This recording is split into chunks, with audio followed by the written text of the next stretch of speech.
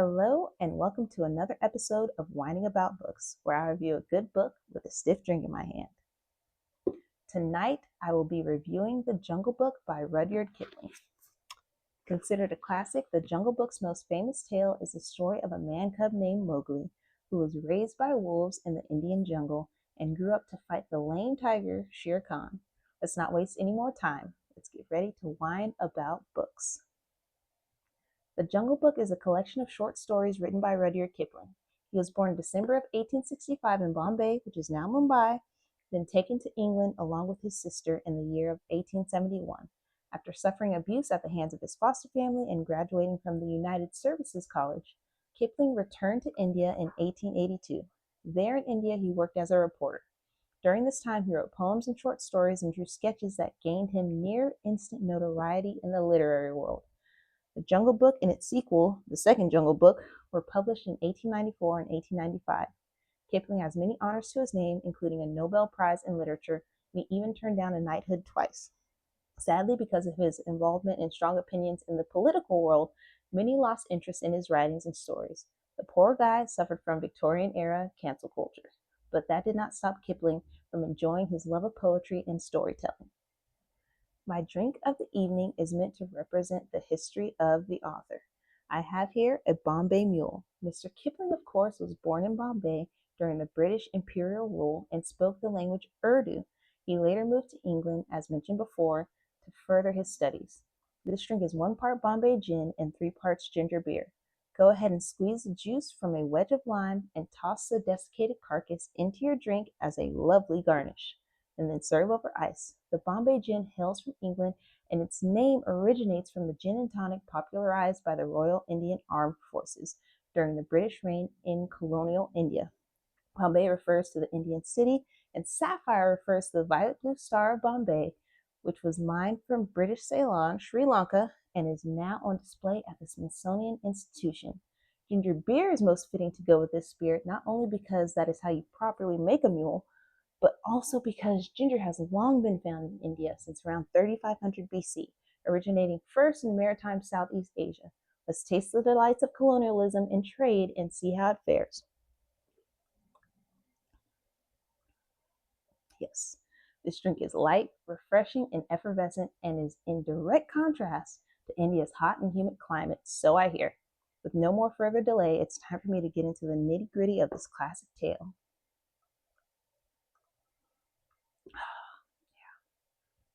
Now, The Jungle Book is the story of a man cub Mowgli who was raised by wolves in the Indian jungle. Guided by his mentors Baloo the bear, Bagheera the black panther, and the ancient python Kaa, who confronts his archenemy Shere Khan the tiger, is one of the greatest literary myths ever created. Mowgli's adventures juxtaposed with other animal stories set in the British Empire, ranging from the heroic battle of Rikki Tikki Tavi and the Himalayan pastoral Purun Bhagat to the drama of survival in the White Seal. With the Jungle Books, Rudyard Kipling drew on ancient beast fables, Buddhist philosophy, and memories of his Anglo-Indian upbringing to create a rich, symbolic portrait of man and nature and an eternal classic of childhood that has had a lasting impact on our imagination.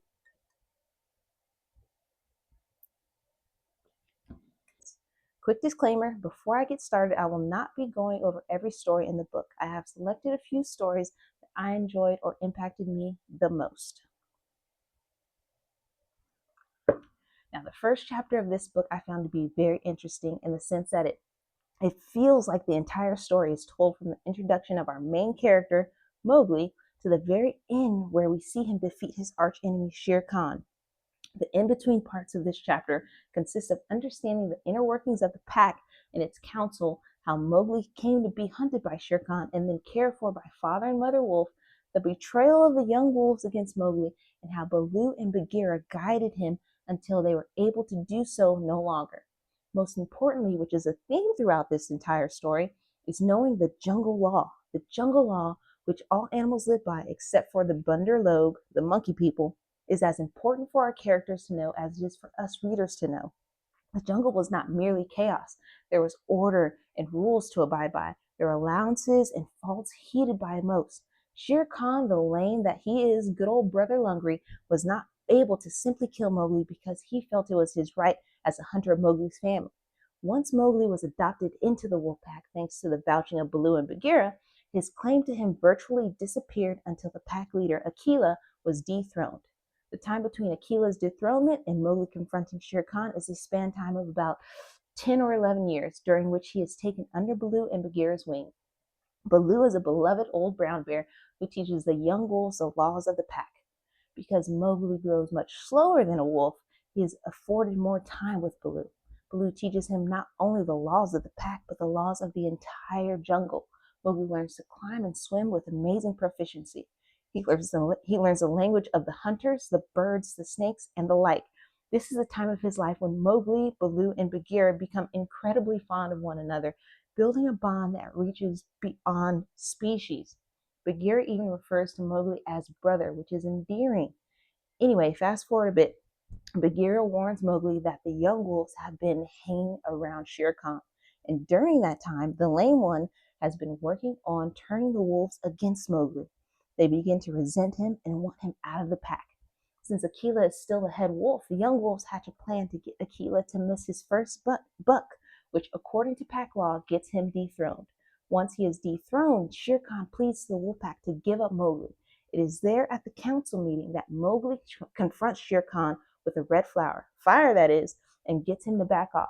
Mowgli saves Akela from certain death by the young wolves and makes up his mind to leave the pack and go to the man village. Can you believe this is all in chapter 1? This first chapter, in my opinion, highlights the amazing short story skills of Mr. Kipling. I was impressed. Of course, this is not where our story ends. Before Mowgli leaves the pack, he promises to come back and lay out Shere Khan's hide upon the council rock, and that is a promise worth reading on for. Cheers, Mowgli. I know you can do it, boy. Moving into the next chapter, we are taken back a few years to when Mowgli was around the age of 7. Here we get a good look into the relationship of Baloo, Bagheera, and Mowgli. Baloo takes his job teaching Mowgli the jungle law very seriously. We get an inside look into the many lessons that this knowledgeable bear was tasked with teaching. There are wood and water laws of the jungle people, the stranger's hunting call, and many other things that Mowgli should know in order to thrive in the Indian jungle. This view of Baloo is a persona that I never knew him to be. Disney did him a disservice by painting him as a lazy, childish dum-dum who has very little to no ambition. Now, that is not to say that he wasn't fat and didn't have the appetite of the bear that he is, but he is very capable, intelligent, and well-informed. Bagheera is the same as anyone who knows even a smidge about the Jungle Book would make him out to be. He is wise and patient. There is not much wrong one could say about Bagheera. He and Baloo made such a great team. This second chapter is also when we meet the hypnotic and enticing Kaa and the incorrigible Bunder Logue. While our lovable trio is taking themselves a midday nap, Mowgli gets snatched up by the Bunder Logue, who's the Monka people, and swung through the trees to be taken to the coal lairs. The coal lairs is where the lost city is, and is a place of ruin that many beast people, that is, predators, do their best to avoid. The monkey people have taken Mowgli because they want him to teach them how to weave and make tools, yet they are idiots who suffer from inflated egos, wishful thinking, intermittent explosive disorder, and more than your fair share of ADHD. So even though they steal Mowgli away, they fail to get anything accomplished when he is in their stead. Because these monkeys behave like your alcoholic Uncle Jeff, who got released from prison early due to overcrowding, Baloo and Bagheera cannot face them alone.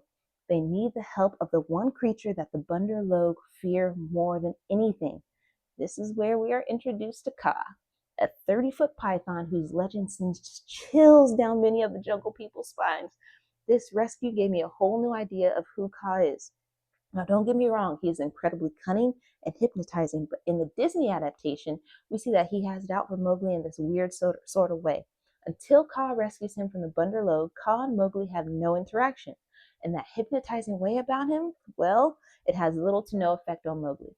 It made me wonder if that is because India has a reputation for charming snakes instead of being charmed by them. Once Kaa saves Mowgli, he begins his dance, the dance of hunger of Kaa. He begins making loops and figures of 8 with his body and soft oozy that melted into squares and 5-sided figures and coiled mounds, never resting, never hurrying, and never stopping his low humming song. It grew darker and darker till at last the dragging, shifting coils disappeared, but they could hear the rustle of his scales. Y'all, the imagery of this scene had me in a chokehold. It had the Bunder Logue so enticed that they could not run away, and it had Baloo and Bagheera so enthralled that they began taking small, sure steps back to the scene of escape.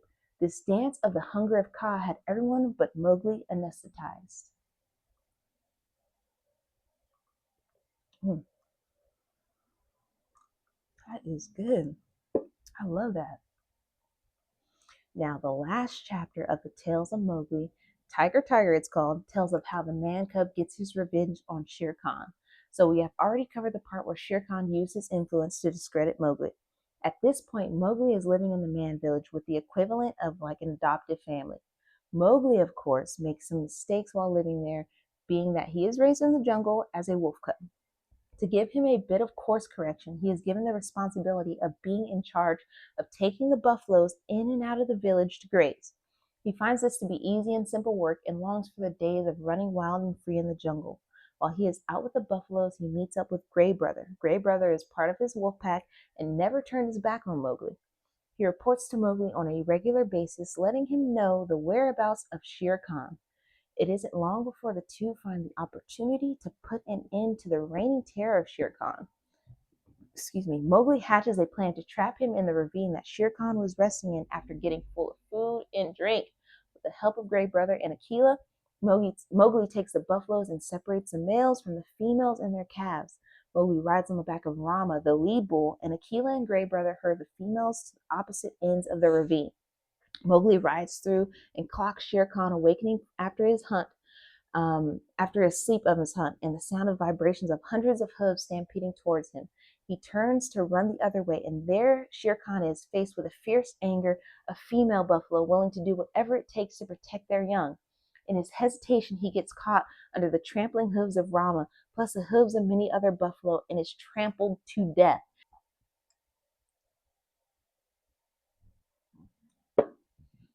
It is now that Mowgli's promise to the Wolf Council has been fulfilled. He skins Shere Khan and lays his hide upon the council rock. At that point, he is truly accepted back into his pack and is able to live in the jungle once more.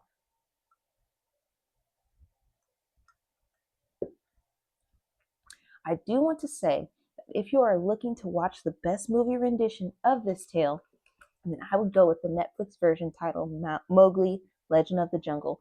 Andy Serkis did a great job sticking close to the way the original story was written. That is, up until the last part of the movie when Mowgli defeats Shere Khan. Once, just once, I would like to see a movie that is the near perfect rendition of the book it was made after. Is that too much to ask? With that being said, Mowgli is a great movie, and I love the way Andy Serkis made the characters and how gritty the telling of the story was. It is what you expect when hearing a story about the jungle. So go ahead and check that out if you're looking for a movie rendition. Moving on throughout the rest of the Jungle Book, we see that Rudyard Kipling has included 4 more short stories. These stories all revolved around animals, and no two are the same storyline. The first story is titled The White Seal. Out of the remaining 4, this one was my favorite. It tells the story of a white northern fur seal named Kotick. Kipling describes the beach where a herd of fur seals congregate every summer to give birth to little baby fur seals, fight for territory, and live the exciting bachelor life. Kotick is one of one. He is white, which is unlike his fur seal counterparts, but even more unlike those of his congregation. Kotick is a curious, free, and independent thinker. One summer, as he was enjoying the bachelor festivities of the young fur seals, he saw 2 men rounding up a group of young fur seals, and they herded the seals to an unknown location and promptly killed them for all the use of their fur, skin, and blubber. Kotick was horrified and rushed back to the beach to warn the others, yet his warnings fell on deaf ears, or at least careless ones. Not one seal cared to the degree he did. Most understood the killings to be a way of life, and if you are a part of the unlucky chosen, then boo-hoo, honey. Go cry in a corner.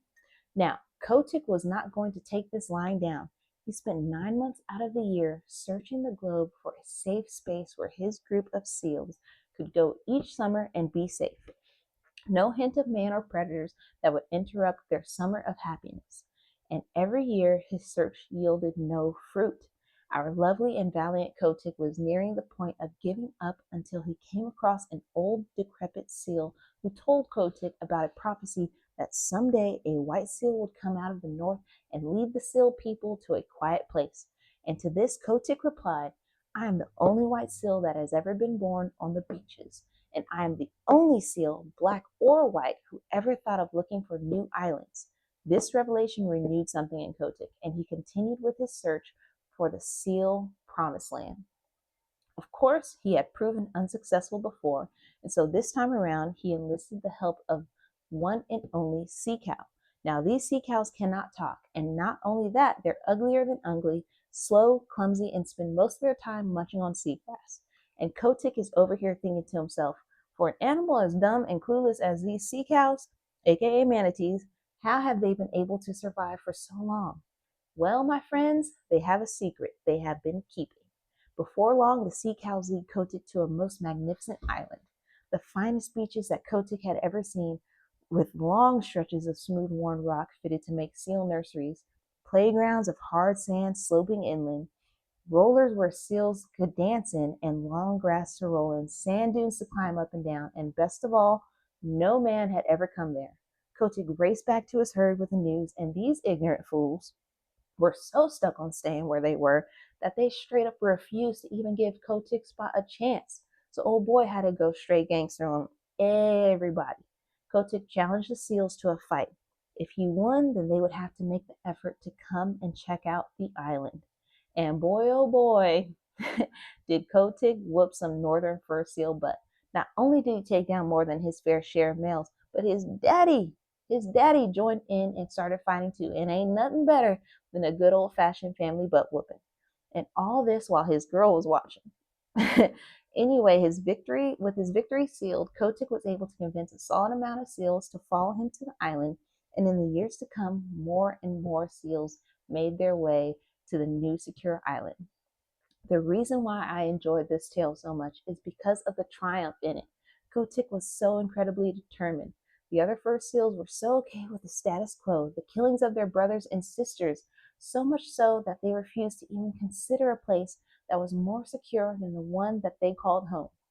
Yet he did not let their doubts or even their no's stop him from wanting more for himself and his people. Wonderful. Cheers to you, Kotick. Cheers to you, man. Again. The last story I will talk about is titled Tumai of the Elephants. This story had my emotions in a conflict. So little Tumai comes from a long line of proud elephant hunters. Yes, you heard that right. Elephant hunters. So there you see my conflict, but it was a different time. This hunting of elephants is not such a hot career path these days, I assume. Anyway, little Tumai spends his time hanging out with his father, Big Tumai, who is the handler of the great Kala Nag. We are told fairly quickly what these elephants were used for. War was a big one. I don't know how to feel about that, but I can let bygones be bygones. Some were used as a form of entertainment or status in the palace, others for hauling timber, and the rest were for the use of catching wild elephants so that those elephants could be used as decoration for hauling timber and instruments of war. So as you can see, it was great being an elephant during those times. Wonderful. But back to little Tumai. He was introduced to Kala Nag when he was only a baby by his father. Despite the questionable job of the time, the bond between Big and Little Tumai and Kala Nag is quite sweet. They are connected and trust one another with their lives. All Little Tumai knows is the elephant life. He is found one day in the paddocks where they round up the wild elephants after capturing them, shouting orders and moving about trying to help the drivers corral the rowdy newbies into submission. He has proven successful, but little Tumai's actions do not get the type of praise he was hoping for. Although many of the elephant drivers were slightly impressed, Tumai's father was nearly in uproar. He reprimanded him in front of everyone, but that reprimand came from the fear Big Tumai had of a more harsh reprimand that might come from his boss, Peterson Sahib. Mr. Sahib was both impressed and concerned, for the elephant paddocks are no place for a child. But to hear little Tumai's fearless and, to be frank, notable skills intrigued him.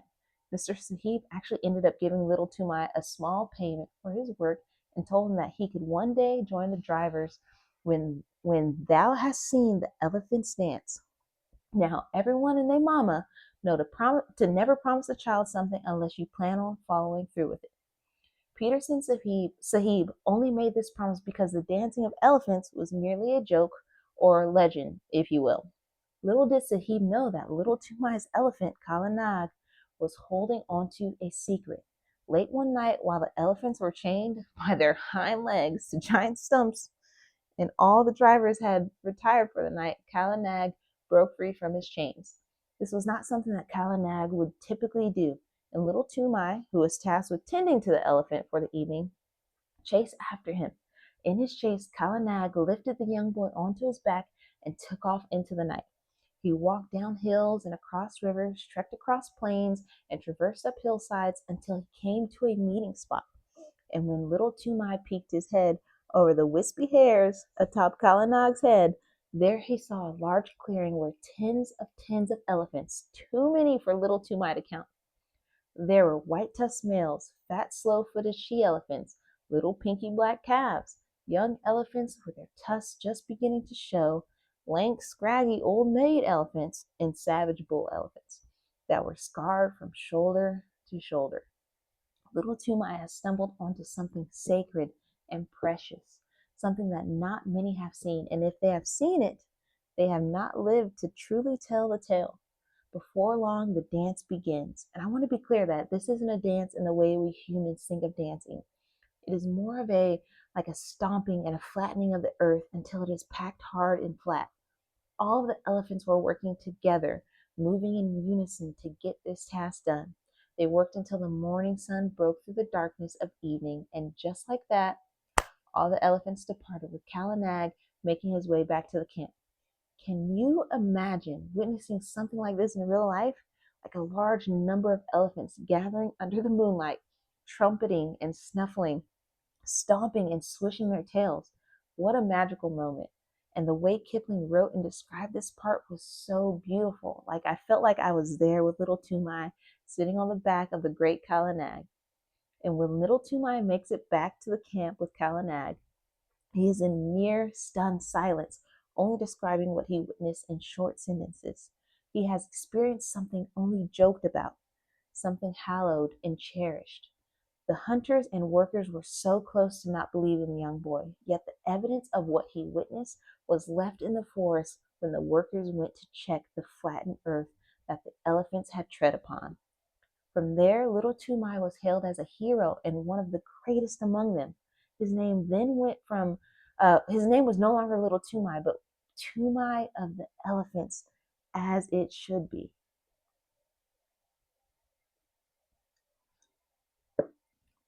Now, it is not lost on me that this collection of stories was written for children, yet the magic of childhood stories is not lost once you become an adult.